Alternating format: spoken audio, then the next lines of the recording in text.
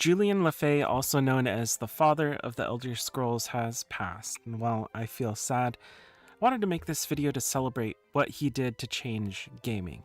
Make no mistake, his influence has rung out loud and clear throughout the gaming landscape. As one of the early members of Bethesda, and the man who pushed them forward to make games like Daggerfall. Daggerfall is a ridiculously massive game in terms of scope, the likes of which honestly has rarely been seen since it was created. The map is 62,395 square miles. Now, obviously, a lot of that isn't populated, and you probably wouldn't want to travel it, but the fact that you can go basically anywhere by walking or riding your horse on a map that big is really cool. This is where a lot of the mechanics that have become mainstays of the Elder Scrolls games originated. Things like skill-based progression, where if you use a skill, it levels up, causing you to jump like a maniac as you're running around the map, all of the different factions and the reputations that you had to keep track of, a legal system where you'd get arrested if you decide to be a dirty thief and grab Grandma's pearl necklace.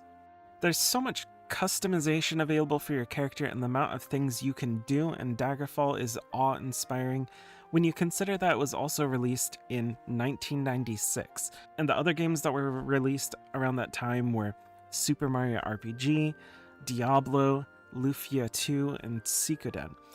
Damn, that was a good year, actually.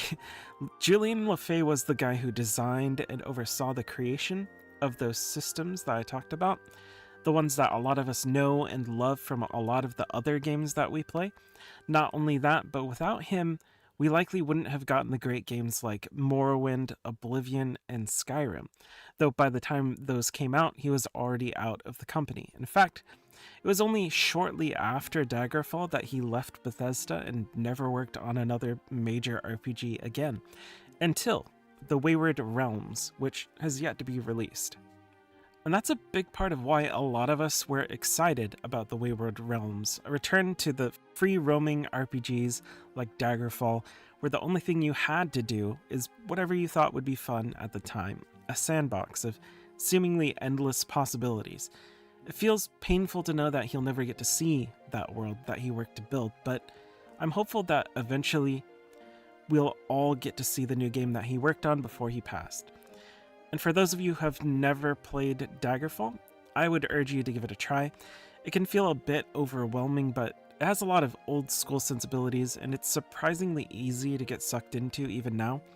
There's a version of it called Daggerfall Unity that significantly updates the game, makes it run better on modern systems, so I'd recommend that you give that one a shot. It adds higher resolutions, quality of life, and a lot of mod support. Well worth checking it out.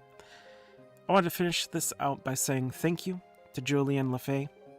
You were one of the greats, and you will be missed. Thanks for watching.